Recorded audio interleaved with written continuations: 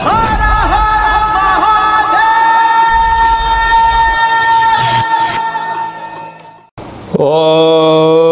నమః శివాయ.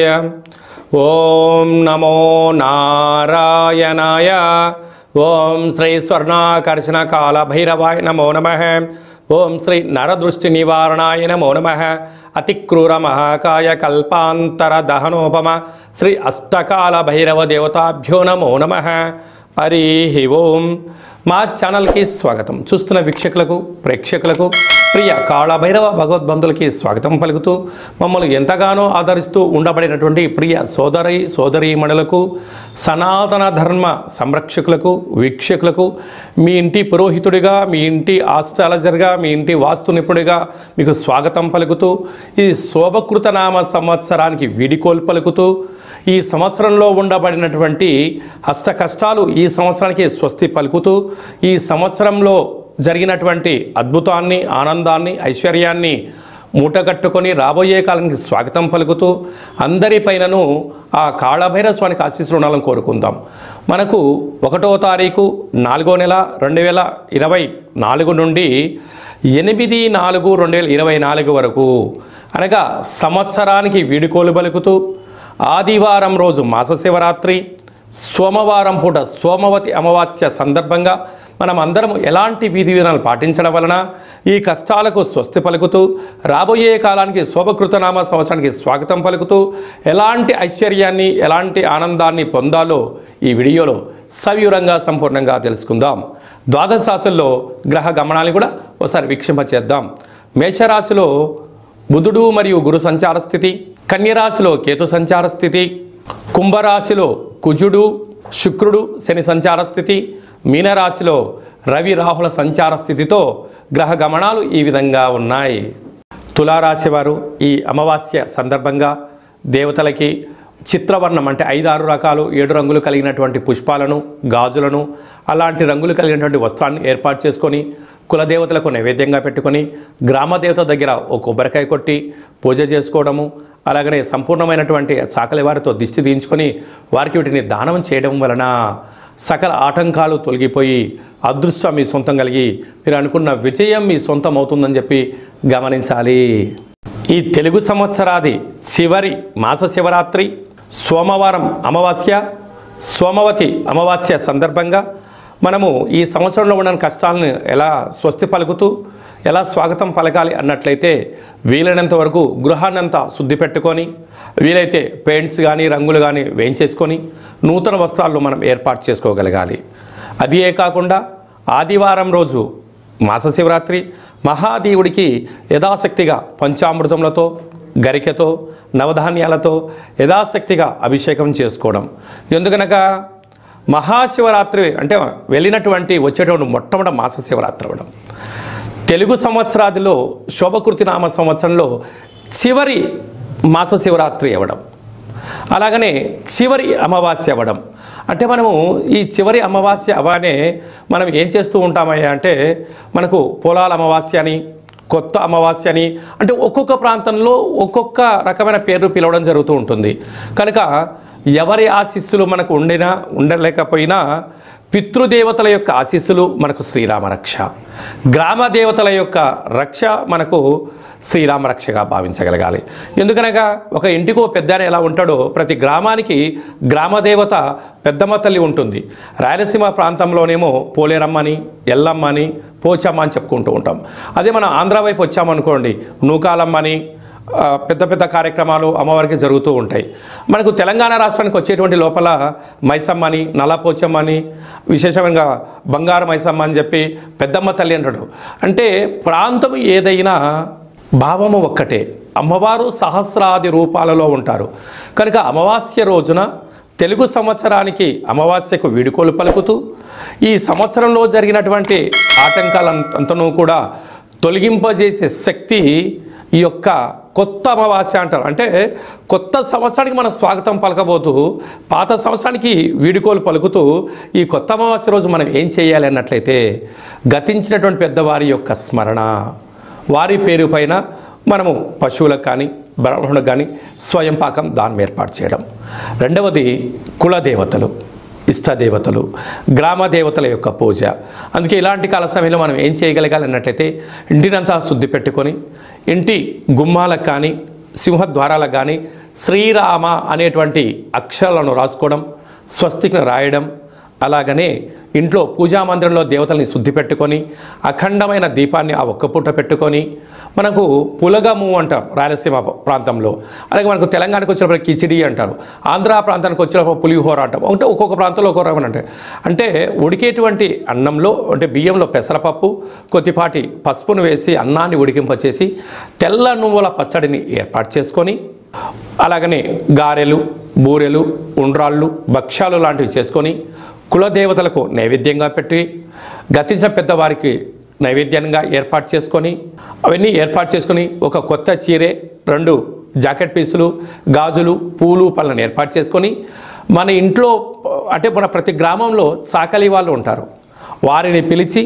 వారికి బొట్టు పెట్టి గాజులు పెట్టి వారి చేత మీరు ఇంటి యజమానులందరూ కూడా చీపిరి అనగా జాడు అంటే మనకు తెలంగాణ ప్రాంతంలో పొరక అంటారు ఒక్కో ప్రాంతంలో, వాటితో దిష్టి తీయించుకొని ఈ చాకలి వాళ్ళను ఇంటి ఆడపడుచుగా మనం భావిస్తాం కనుక ఈ వండినటువంటి పదార్థాన్ని వారికి నైవేద్యంగా పెట్టి వీరికి ఆడపిల్లగా మనకు ఆడపడుచుగా భావించి పెట్టడం వలన సాక్షాత్తుగా అమ్మవారి యొక్క రూపమే వారి అని భావించాలి కనుక వారికి ఆ రోజు వారి చేత ఇంటిలో దిష్టి తీయించుకోవడం, ఇంటిలో ఒక గుమ్మడికాయని పలగొట్టించడం, వారి చేత మనము ఆశీర్వచనం పొందడం, వారికి ఈ యొక్క స్వయం పాకాన్ని వండినటువంటి ఈ పులగాన్ని ఏర్పాటు చేయడం వలన వారే గ్రామ దేవతల రూపంగా భావించాలి. ఇచ్చి ఏర్పాటు చేసినట్లయితే మనకు పట్టినటువంటి శని, మనకు పెట్టినటువంటి దరిద్రము సర్వము తొలగిపోయి సంపూర్ణంగా ఐశ్వర్యానికి రాబోయే సంవత్సరానికి స్వాగతం పలుకుతారని చెప్పి గమనించాలి. వీలైనంత వరకు చాకలి వాళ్ళతో దిష్టి తీయించుకోవాలి. మన తెలంగాణ ప్రాంతంలో చాకలి వారిని మడేలా అని మరొక పేరు కూడా ఉంటుంది. మడేలతో దిష్టి తీయించుకుంటే మండెము కూడా ఒక వజ్రం అవుతుందని చెప్పి మనకు సామెత ఉంటుంది. అదే రాయలసీమ ప్రాంతంలో చాకలి వారు ఇంట్లో తుడిస్తేనే దరిద్రం పోయి లక్ష్మీదేవికి స్వాగతం మనం పలుకుతుంది అని చెప్పి కలుపుతారు. అదే ఆంధ్ర ప్రాంతంలో చాకలి వారికి దానం చేయడం వలన ఐశ్వర్యం మన సొంతం అవుతుందని చెప్పి పెద్దవారి యొక్క నానుడి కూడా.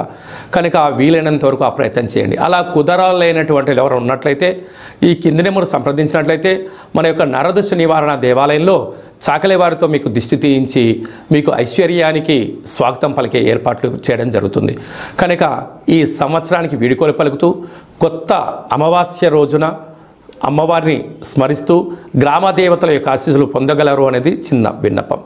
కనుక అందరికీ ఈ సంవత్సరంలో కష్టాలన్నీ ఇక్కడికే ఫుల్ స్టాప్ అయిపోయి రాబోయే సంవత్సరంలో స్వాగతం పలకాలని గ్రామదేవతల్ని కోరుకుందాం. ఇంకను మనం విజయం సాధించగలగాలి అన్నట్లయితే ఈ యొక్క పాత్రను ఒకసారి మీరు గమనించినట్లయితే ఇది ఒక కంచు పాత్ర, కాళభైరవ స్వామి వారి యొక్క అక్షయ పాత్ర అంటారు. ఈ యొక్క పాత్రలో 12 రాసులను అచ్చు వేయడం జరుగుతుంది.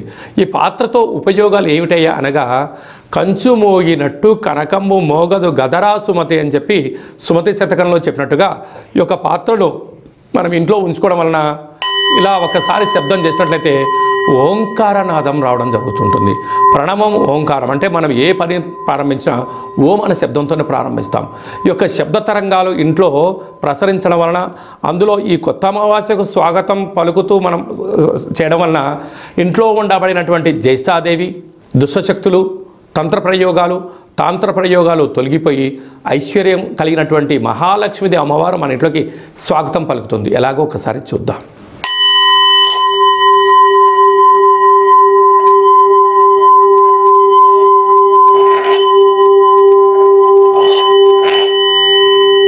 ఈ యొక్క ఓంకారనాదాన్ని స్మరణ చేయడం వలన ఇంట్లో కాళభైరవ స్వామికి ఆశీలు కలిగి అమ్మవారి యొక్క ఆశీలు కలిగి అద్భుతం కలుగుతుంది.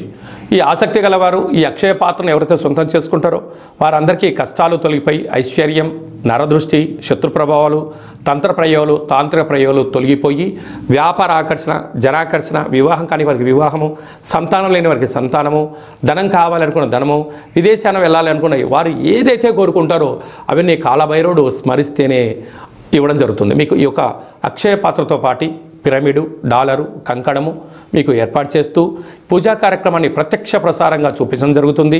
మీ పేరు పైన 41 రోజులు కూష్మాండ దీపాన్ని కూడా పెట్టడం జరుగుతుందని చెప్పి గమనించాలి. మీ వ్యక్తిగత జాతకం తెలుసుకోవాలనుకుంటున్నారా? మీ యొక్క పేరు, పుట్టినటువంటి తేదీ, నెల, సంవత్సరం, సమయం రాసి మీరు వాట్సాప్లో పంపించగలిగినట్లయితే సంపూర్ణమైనటువంటి జాతకాన్ని 100 సంవత్సరాల జాతకాన్ని వ్రాసి పంపించి మీరు పుట్టినప్పుడు గ్రహ గమనాలు ఎలా ఉన్నాయి, ప్రస్తుతం ఎలా ఉండబోతున్నాయి, రాబోయే కాలంలో ఎలా మారబోతున్నాయో సవివరంగా సంపూర్ణంగా తెలియజేయడం జరుగుతుంది. అలాగనే చాలామందికి డేట్ ఆఫ్ బర్త్లు ఉండవు. మీ పేరు యొక్క మొదటి అక్షరాన్ని అనుసరిస్తూ రాశిని తెలియజేస్తూ గ్రహ గమనాల పరిస్థితి వివరిస్తూ రమణ శాస్త్రం ద్వారా అనగా గవ్వళ ద్వారా భూత, భవిష్యత్, వర్తమానాన్ని కాళభైరవ ఉపాసన చేత తెలియజేయడం జరుగుతుంది. ఆసక్తి గలవారు, జ్యోతిష్యం తెలుసుకోవాలనుకుంటున్నవారు, జ్యోతిష్యం అనగా భవిష్యత్తుని ముందే అంచనా వేయడం, దానికి అనుకూలంగా ముందుకెళ్ళడం కనుక తెలుసుకొని మిమ్మల్ని ముందుకు తీసుకెళ్లే ప్రయత్నం జరుగుతుంది. కనుక ఆసక్తి గలవారు ఈ కింది నెంబర్ సంప్రదించి వాట్సాప్ ద్వారా, ఆన్లైన్ ద్వారా, ఆఫ్లైన్ ద్వారా అపాయింట్మెంట్ తీసుకొని సంప్రదించగలరు. అలాగనే భార్యాభర్తల మధ్య తరచూ గొడవ పడుతున్నారా? పోలీస్ స్టేషన్లు గొడవలు మనశ్శాంతి లేని జీవితం పొందుతున్నారా? మీకు కాళభైరవ స్వామి యొక్క ఆశీల చేత పేరులో స్వల్పమైన మార్పు చేత చిన్న చిన్న ఆచరణల ద్వారా మీకు ఉండబడినటువంటి ఆటంకాలు తొలగిపోయి ఐశ్వర్యం కలగాలని సలహాలు సూచనలు జరుగుతుంది. మీ అబ్బాయి కానీ అమ్మాయి కానీ ఎంత ప్రయత్నం చేసినా వివాహం కుదరట్లేదా? వచ్చినటువంటి సంబంధంలో అమ్మాయి జాతకంలో ఏమన్నా గండాలు, దోషాలు ఏమైనా ఉన్నాయా? అంటే మన అబ్బాయి యొక్క జాతకంలో కానీ మన అమ్మాయి యొక్క జాతకంలో ఎలాంటి యోగాలు ఉన్నాయో కూడా మీకు తెలియచేయడం జరుగుతుంది. కనుక అందరికీ ఈ సంవత్సరానికి వేడుకోలు పలుకుతూ ఈ కొత్త అమావాస్య రోజున కాళికామాత కాళభైరవ యొక్క ఆశీస్సులు పొందాలని కోరుకుంటూ ఆశీర్వచనం.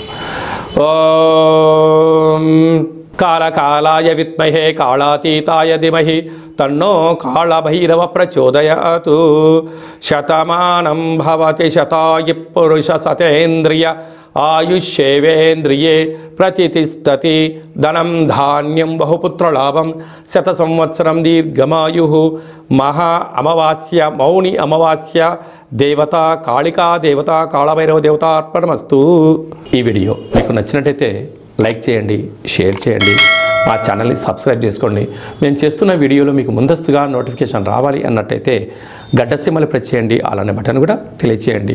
ఈ యొక్క కొత్త అమావాస్య యొక్క అమ్మవారి యొక్క ఆశీస్సులు మీరు అదనంగా ఉచితంగా పొందాలి అన్నట్లయితే మీరు ఎవరి క్షేమాన్ని కోరుకుంటున్నారో లేక మీ క్షేమాన్ని ఎవరితో కోరుకుంటున్నారో వారికి ఈ వీడియోను ఫార్వర్డ్ చేసి ధర్మాన్ని కాపాడుతూ అమ్మవారి యొక్క ఆశీస్సులు పొందగలరు.